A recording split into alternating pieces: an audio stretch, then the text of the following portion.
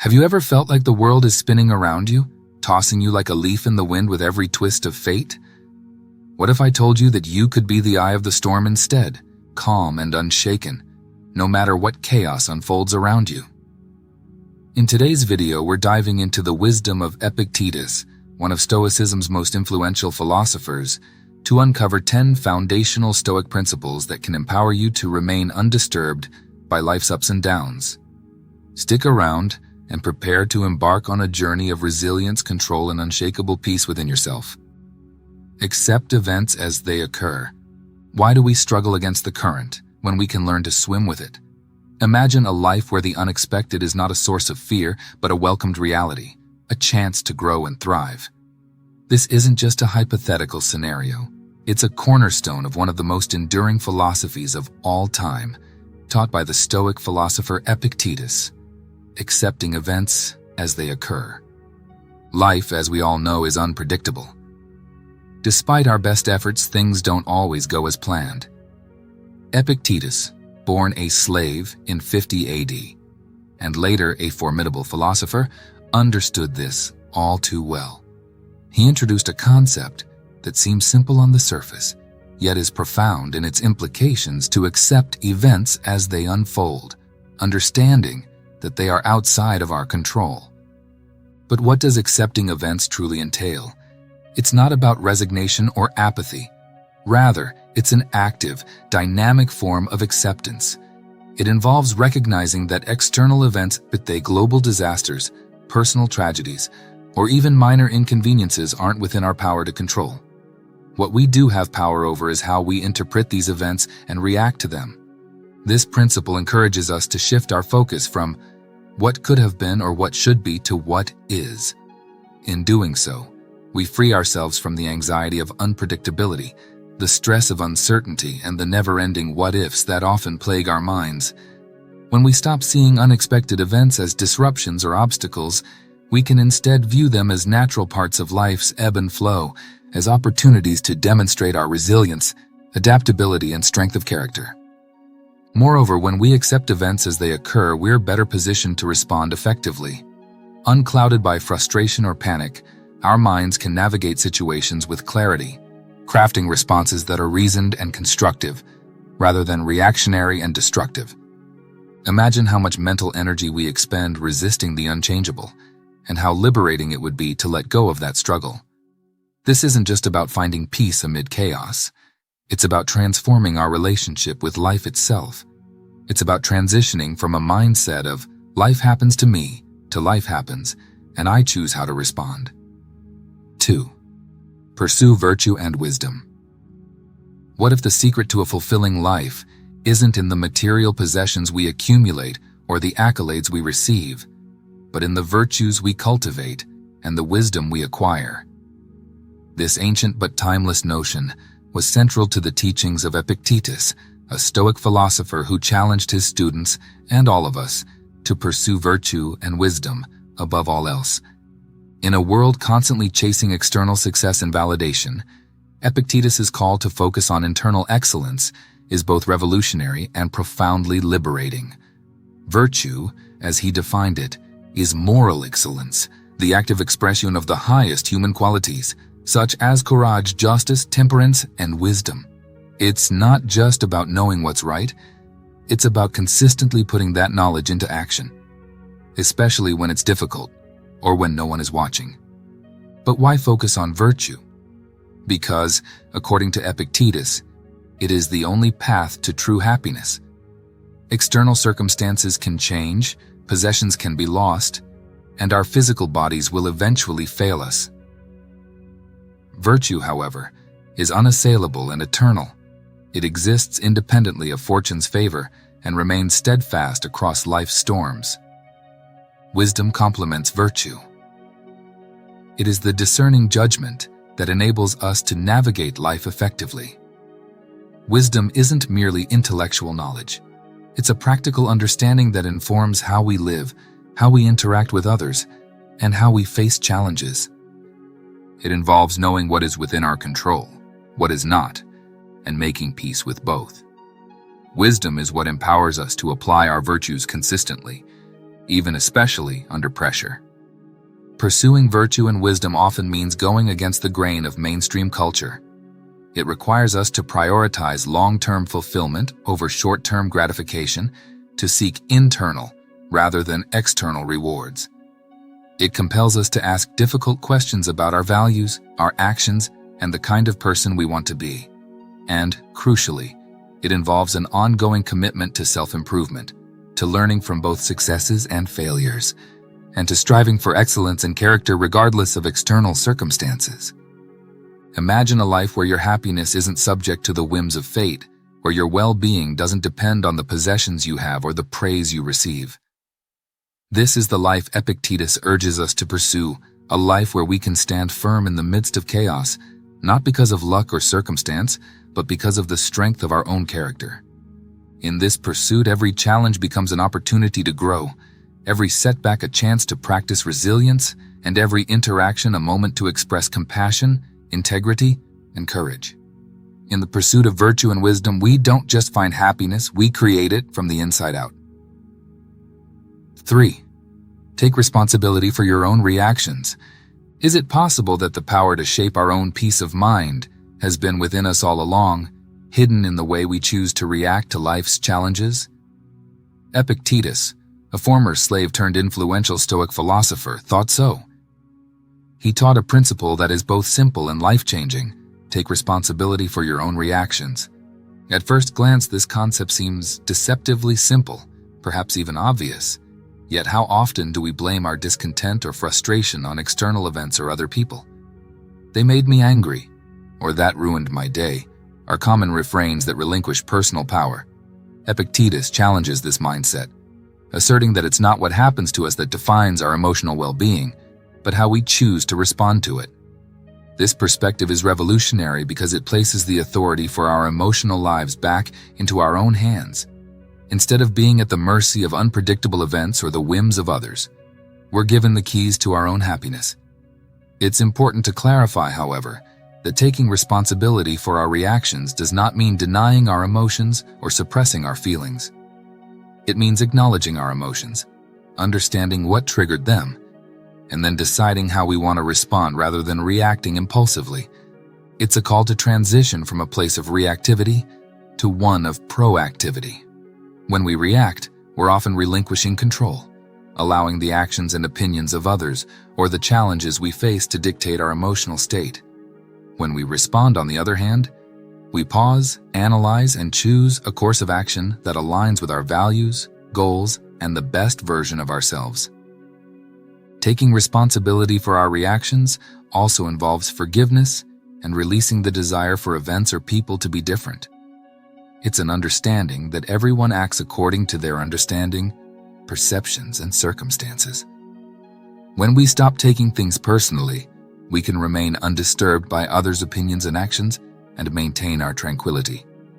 Imagine a life where you're no longer a passive recipient of your emotional states, but an active creator of them.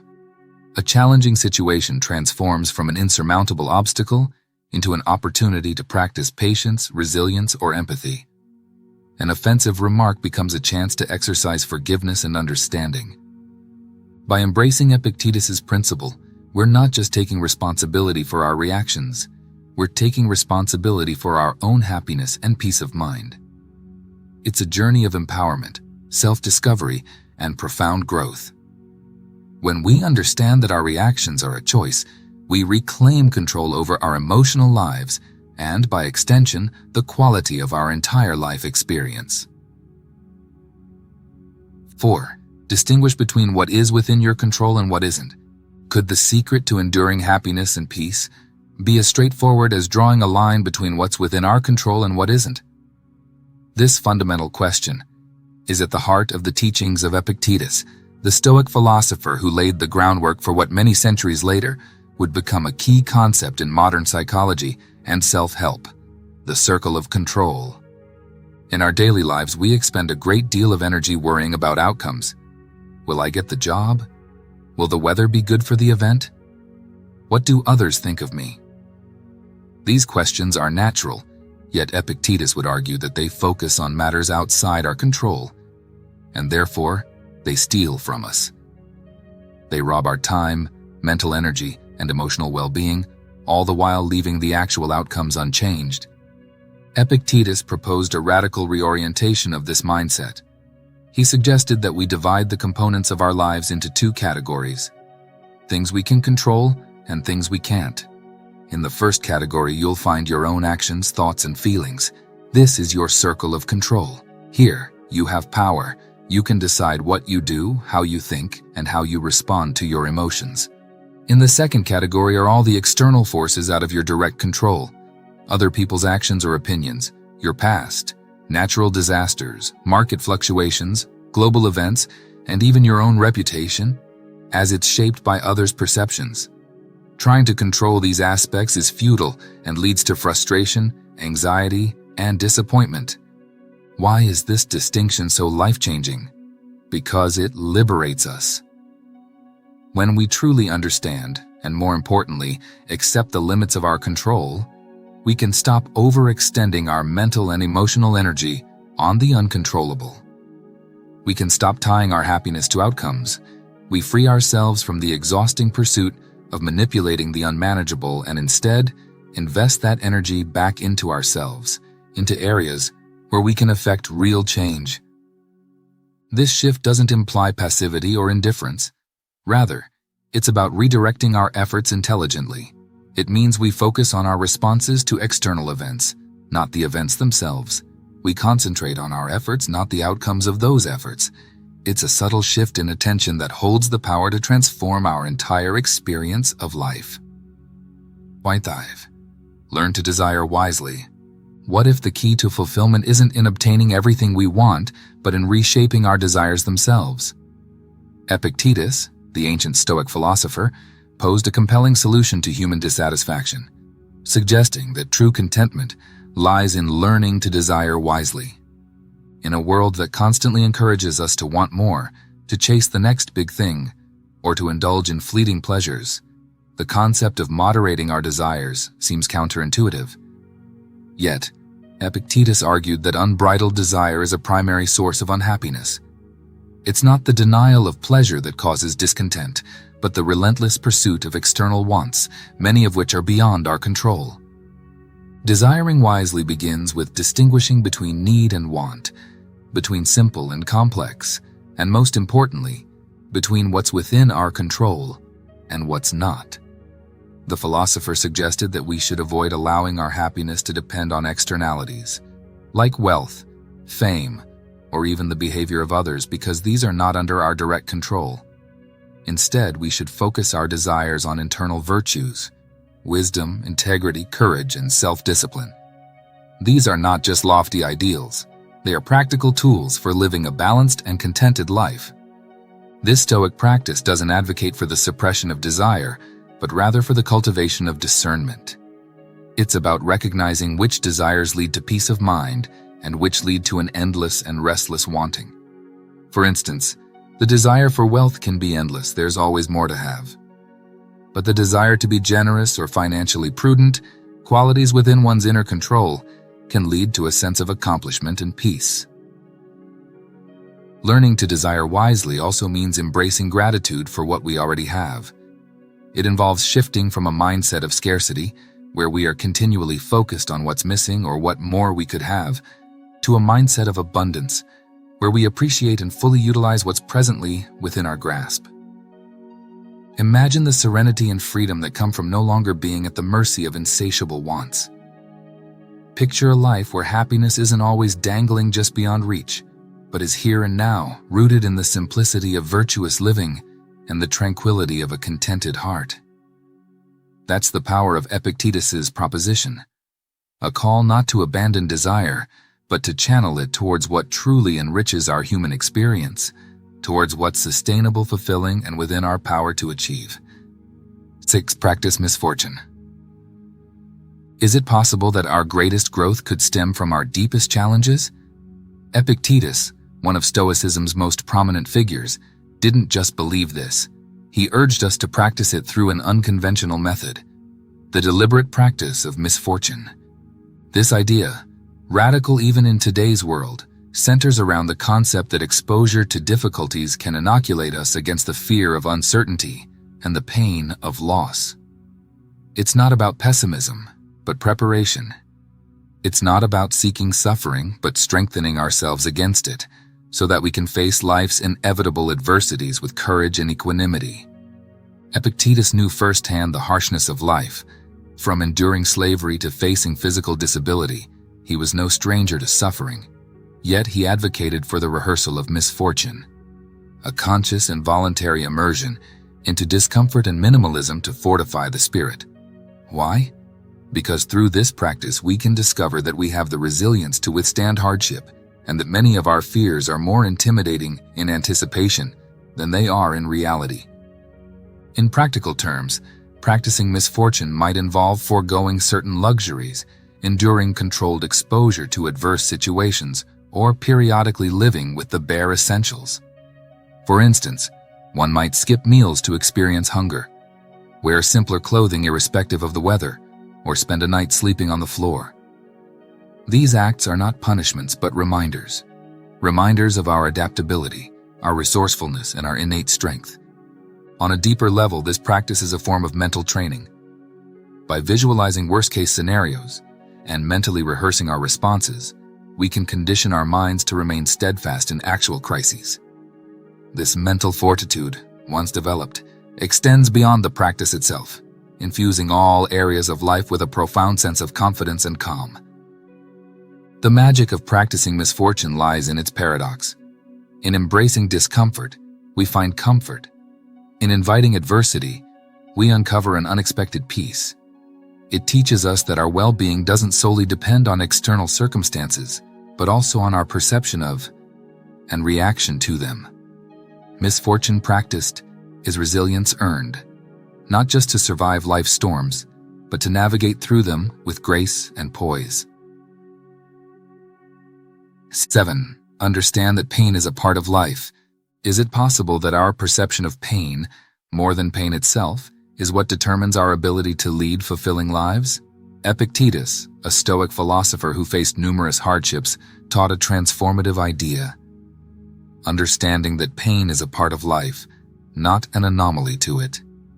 In our modern pursuit of happiness, we often equate comfort with success, believing that a good life is one devoid of discomfort. However, Epictetus challenges this view with a stark reminder: pain, whether physical or emotional, is an intrinsic part of the human experience. Rather than expending energy to avoid it, we should accept pain as an inevitable companion on our journey through life. This acceptance isn't about resignation or defeatism. On the contrary, recognizing pain as a natural component of existence empowers us to respond to it more effectively. When we stop perceiving pain as an intruder that shouldn't be there, we reduce the additional layer of suffering often caused by our resistance to it. Understanding pain requires us to differentiate between the sensation itself and the story we tell ourselves about it. Physical pain can be a straightforward signal from our body, but our mental narrative surrounding that pain, our fears, anxieties, and predictions can amplify it. Emotional pain, too, is often intensified by our interpretations, our attachments, and our reluctance to accept change and loss as natural facets of life. Epictetus suggests that our freedom lies in the space between stimulus and response. Pain is the stimulus, an external one that we often cannot control. Our response, however, is within our control. It's in this choice of response that we find our power, the power to accept pain without being defined by it, the power to find meaning in our suffering, and the power to move forward with courage and resilience. Moreover, acknowledging pain as a part of life shifts our perspective from avoidance to growth. Painful experiences, be they failures, losses, or disappointments, can be our most profound teachers. They teach us empathy, fortify our resilience, and often guide us toward paths we would not have walked by choice, yet which lead us to greater wisdom and fulfillment. 8. Cultivate your will and be indifferent to externals. What if the secret to an unshakable spirit lies not in the world around us, but within us? Epictetus, with his Stoic wisdom, invites us on a journey inward, teaching us to cultivate our will and remain indifferent to externals. But what does that truly mean, and how can it change our lives? First, it's crucial to understand what Epictetus means by indifferent. He doesn't advocate for a lack of care or emotion toward the world. Instead, he speaks of a detachment from the dependency on external circumstances for our happiness and peace of mind. According to Epictetus, the path to true freedom and tranquility doesn't lie in changing the world to suit our desires, but in refining our desires to embrace the world as it is. Cultivating our will is about nurturing our inner fortitude, the ability to remain steady and true no matter the storms we face externally.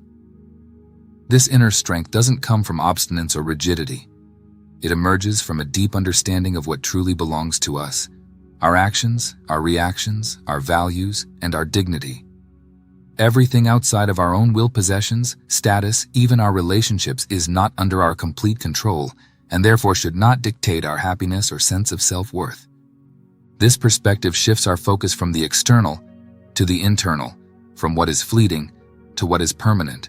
In a world where change is the only constant, anchoring our sense of happiness to external circumstances is like building a house on shifting sands.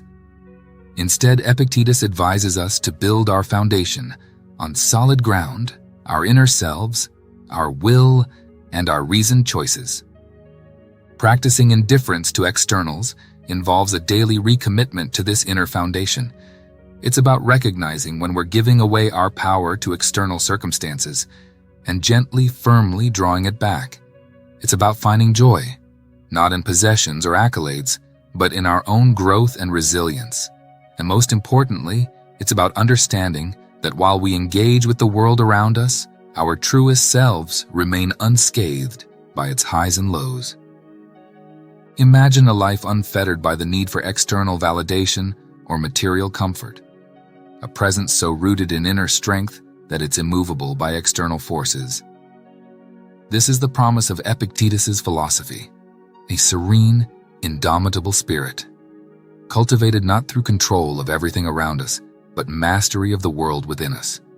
In this mastery, we find not just peace, but a profound, unshakable freedom. 9. Reflect on your use of language. What if the words you speak hold the power not only to reflect your life, but also to shape it? Epictetus, the sage of Stoicism, taught that reflecting on our use of language isn't mere semantics. It's a crucial practice that can dramatically impact our emotions, our actions, and ultimately, our mental tranquility. Language is humanity's most nuanced tool. It's how we express our thoughts, convey our emotions, and narrate our life stories. However, Epictetus alerts us to a profound truth. The language we use doesn't just describe our reality, it actively constructs it. The words we choose can turn a setback into a disaster or a challenge into an opportunity. They can trap us in victimhood or set us on a path of empowerment. Reflecting on our use of language means becoming mindful of the words we use and the power they wield. Are we catastrophizing, using dramatic language for minor inconveniences? Are we using definitive language like always or never in situations that lack such absolutes? Are we labeling ourselves and others in ways that diminish human complexity and potential? Epictetus emphasizes the importance of accurate, measured speech. By paying attention to our language, we can prevent ourselves from falling into emotional extremes dictated by exaggerated expressions.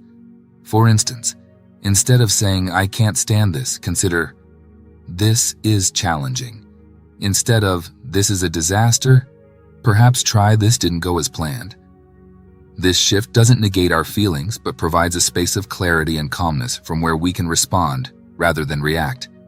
Moreover, reflecting on language also involves listening to the words we say to ourselves, our internal dialogue. Are we using language that fosters self-compassion or self-criticism? Are we our own supportive coach or our harshest critic? The narratives we tell ourselves significantly influence our beliefs, our behaviors, and our emotional well-being. Imagine a life where words serve not as impulsive reactions but as deliberate responses, where language is a tool of empowerment, not entrapment. This is what Epictetus envisions for us, a world where we recognize the power of words and choose them with the same care as a skilled craftsman. constructing lives filled with resilience, clarity, and purpose. 10. Live in accordance with nature. Could the secret to true fulfillment and tranquility lie in a simple ancient principle, living in accordance with nature? For Epictetus and his Stoic contemporaries, this was more than a suggestion. It was the cornerstone of a life well lived. But what does it mean to live in accordance with nature, especially in our modern world, and how can it transform the way we experience life? To the Stoics, nature didn't refer to forests, rivers, or mountains in a literal sense. Instead, it represented the inherent natural order of the universe and the essence of human nature. Living in accordance with nature meant recognizing our place within the larger cosmos, accepting the universe's rational and ordered structure, and aligning our behaviors with our innermost human virtues, rationality, social responsibility, and wisdom. Living this principle starts with an acknowledgement of what is inherently within our control, our actions, decisions, and attitudes, and an acceptance of what is not, such as the actions of others, our past, and many circumstances in our external environment. It's about recognizing our natural capacities for wisdom, growth, and resilience, and nurturing these qualities through thoughtful and deliberate practice. Moreover, it entails embracing our social nature by contributing to the welfare of our communities and practicing justice, kindness, and understanding in our interactions with others. It's about acknowledging that we are part of a larger whole and that our fulfillment is deeply connected to the well-being of others. In the broader sense, living in accordance with nature is about harmony between our desires in the world, our actions and our values, and our ambitions and our circumstances. It's about cultivating a character that is responsive, adaptable, and aligned with the ebb and flow of life, not resistant or reactive to it. Imagine a life where internal peace doesn't hinge on external perfection, where success is measured not through material accumulation, but through personal virtue and social contribution. This is the vision Epictetus had for humanity. A life in accordance with nature doesn't mean renouncing ambition or negating emotions. It means experiencing them through the lens of reason, balance, and a deep connection to our core virtues. Enjoyed the video? Support our journey of discovery by subscribing, liking, and commenting.